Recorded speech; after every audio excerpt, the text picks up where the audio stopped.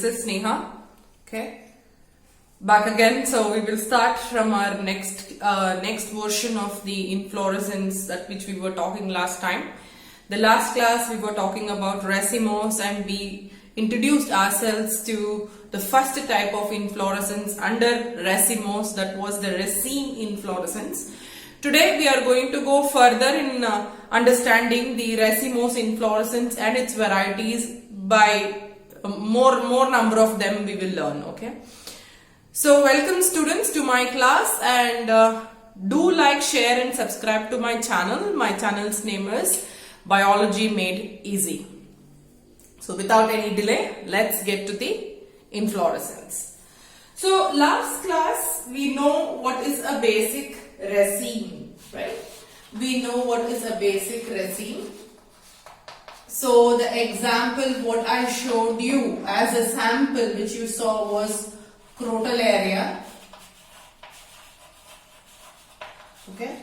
So we also learned about certain other terminologies like acropetal, basipetal, pedicellate, sessile flowers, which we are going to use right now to understand the inflorescences in better. So today's class we will be learning about compound raceme. Compound raceme, also called as the panicle. Okay. Then we are going to learn about what is called as the spike, and then we are going to learn about the compound spike. So today we are pertaining, or we are restricting our class for only three types of inflorescences under the racemose, that is the compound raceme, also called as the panicle. Then we have got the spike, and then we have got the compound spike. So first we are going to start with the compound raceme. What is this compound raceme? So we already know what is a raceme, right? We can also call it as a simple raceme. So in compound raceme, what happens is the main axis, that is the peduncle, is branched. The peduncle is branched, and the flowers are borne on the branches, okay, in an acropetal succession. Okay, the flowers are borne on the branches of the peduncle and an acropetal fashion. And very common example for this, which you can very well notice, is the gulmohar tree and the yucca tree. I could not get the sample of gulmohar tree's flowers. Gulmohar tree is available almost everywhere in the Asiatic country like ours. But since it is not their flowering season, I could not find any of the flowers. So this is a compound raceme. So why do we call it a compound raceme? Because the main floral axis, called as the peduncle is branched. Okay, peduncle is branched, and here the flowers are pedicellate.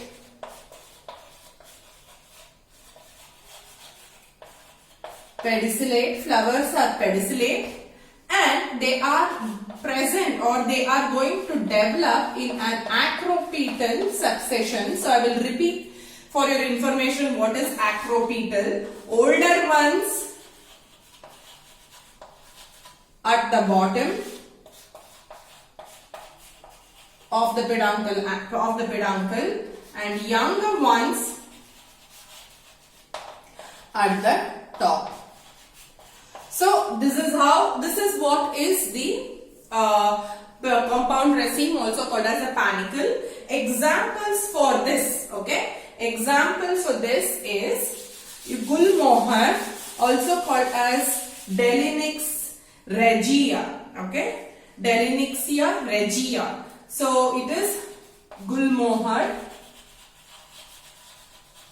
and yucca. Okay, these are the two important examples of the panicle. Okay, uh, which is a compound raceme. So you should, I hope you have understood this, and I hope it is clear to you as to what is a compound raceme.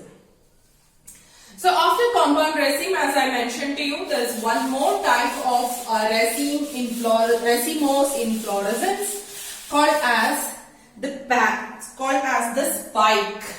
What is it called? A spike. Spike inflorescence. So here there is no much of a difference from what we are going. There's a lot of difference, and the way it looks is completely different from the panicle or the simple raceme. Here we are going to see what is called as the peduncle having the sessile flowers. So what are sessile flowers? Sessile flowers are the ones which are not going to have a pedicel in it. They are not going to have a pedicel to it, but they are directly attached to the floral axis, but they can have one other structure called as the bracts. They can have bracts attached to them at the bottom of their buds. This is what is an example of the spike. Okay. So the example for the spike is Adathoda.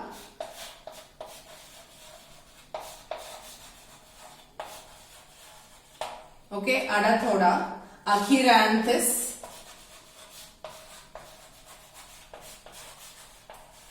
okay, these are the examples for the spike inflorescence. Now I am going to show you the Adathoda, okay, the Adathoda plant, which fortunate enough to get the sample. So this is how you should, this is how the inflorescence looks. So let me explain to you properly as to what is what. Okay.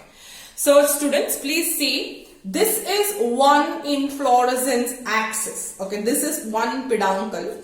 There are many actually borne on it which will be present. Okay, but don't get confused when you don't get confused to any other inflorescence. This is a classic example of the spike. So if you notice here, you will see the flowers are sessile. That means they don't have a pedicel. Can you see? Do you see but you don't see any kind of a stalk. It is directly attached to the peduncle, and you can see the bracts, this greeny leaf-like structures which are present at the bottom of the flower are called as bracts. So now you see students, when you consider this to be one of the, this is one of the set in the inflorescence. Now this is a main axis called the peduncle, and here you see the flowers have already blossomed. So this is the bottom part of the peduncle. Therefore, this is acropetally borne, and you see the main axis of the peduncle is not borne by any of the flower or the bud, and therefore this is a classical example for the spike. The difference between the raceme, that is simple raceme, compound raceme, and the spike is the flowers are not going to have pedicel and they are sessile in nature. Okay, so here also they are borne acropetally only, but the flowers are sessile. You should remember this. Sessile, that means they do not have any pedicel present in them. There is no stalk. The next one which you should remember is they have got what are called as bracts. Okay, they are called as bracts. So the example what I am showing you here is an example called as Adathoda. This is the one which shows you those bracts and also acropetal succession, and this is an example of the spike. One more example which you can see also considered as a simple spike is this one.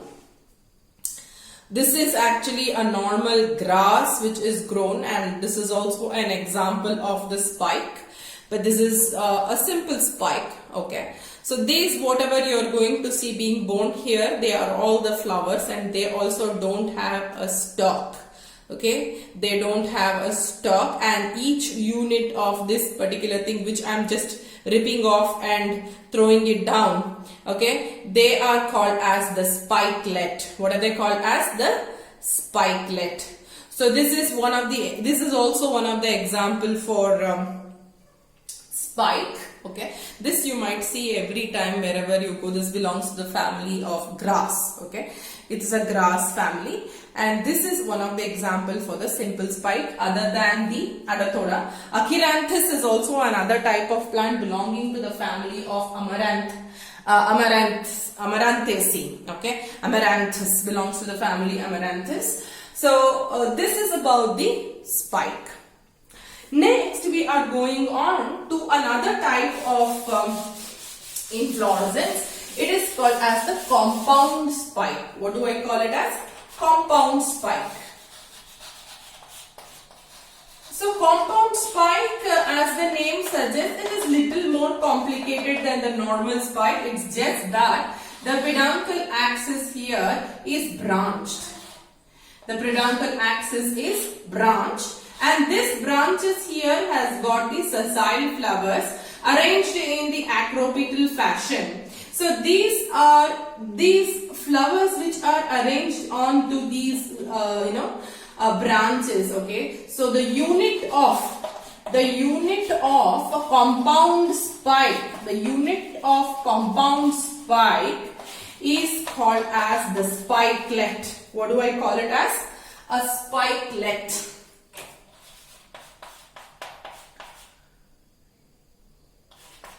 Spikelet. And each of the spikelets have got one or two flowers in it. One or two flowers along with certain specialized structures called as bracts are also seen here. So this is what is a difference between the simple spike and the compound spike. So here an examples for the compound spike. What I am going to show you right now is Amaranthus spinus. Amaranthus spinus. Okay, so this is a wild amaranthus which is prone to grow as a weed, and it has got spines. It is amaranthus is actually in Kannada called as dantin soppu. Okay, so this Amaranthus spinus means it is a card dantin soppu with the spines in it. So it has got thorns in it. So I have found this particular sample for you guys to show. So this one is the Amaranthus spinus. Very well you can make out the spines. See, this very sharp ones. Now students, please look. Now this is the main axis of the floral axis. But can you see it is branched? 1, 2, 3 and 4. So there are 4 branches. See, the branches on which the florets are born. The branches have got the florets where the older ones are at the bottom and the younger ones. Even if you look at it just like this, you will see the smaller ones which are younger are at the top, and the older ones which are a little bigger in size are at the bottom. So all that rounded structures what you are going to very vaguely appreciate, we call it as the spikelet, and each spikelet can have one or two flowers in them going in for the reproduction. So the examples other than Amaranthus spinus is grasses, that is Indian goose grass we call this. You might have seen some grasses growing, and let me draw it here for you. I'll just erase this. So Indian goose grasses looks something like this. If this is a peduncle axis, the end or the terminal part of it is branched, and here you will see the flowers or the spikelets being attached to it. Okay, so this is Indian goose grass, also showing the compound spike. It is a compound spike because the main floral axis is branched. Okay, so Indian goose grasses. Then wheat. Wheat is also an example for compound spike. So today what all we have learnt is, we have learnt a compound raceme. Compound raceme is also called as the panicle. Example for this is gulmohar, and euca. Here the peduncle is branched and the flowers are borne on these branches in an acropetal succession. Okay. Next, coming to spike. Spike is a type of a racemose inflorescence where the flowers whatever are borne on the peduncle do not have pedicel and they are sessile. And they also have a specialized structure along with them called as the bracts, which makes them different from the compound raceme.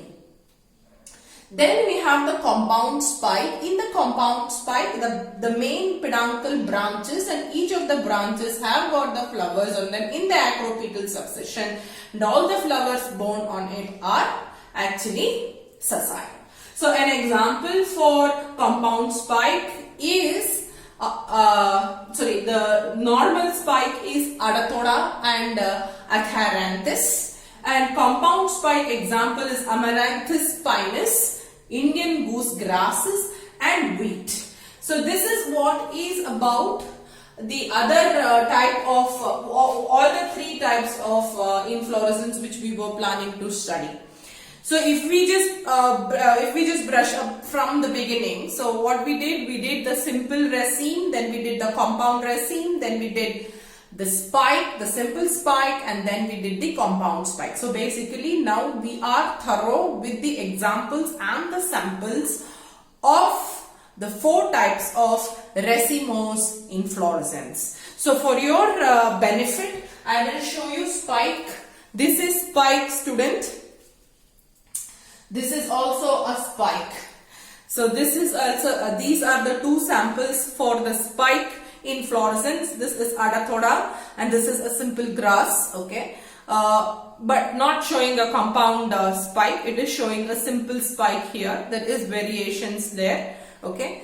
Then we also learned about the compound spike, and the example what I showed you was the spinous plant, that is Amaranthus pinus, showing the presence of the spine and where the peduncle is actually branched into 3 or 4 branches. 3 or 4 branches what we are going to see. Okay, so I hope you have understood all these things. So in my next class we are going to do another set of sessions with the samples, wherein we are going to learn the strobile, then we are going to learn catkin inflorescence. So see here, the strobile and the catkin inflorescence, they are a type of spikes itself, but we will learn what are they and what are their examples, and also I'll try to show the samples for you. And then I'm going to talk to you about corymb and compound corymb. So in our next class we are going to learn 4 more inflorescence. So be ready and be excited to see the samples, and I hope seeing the samples like this will make you remember the inflorescence and identify it properly. Okay, thank you. Please do like, share and subscribe to my channel. Have a good day. See you soon.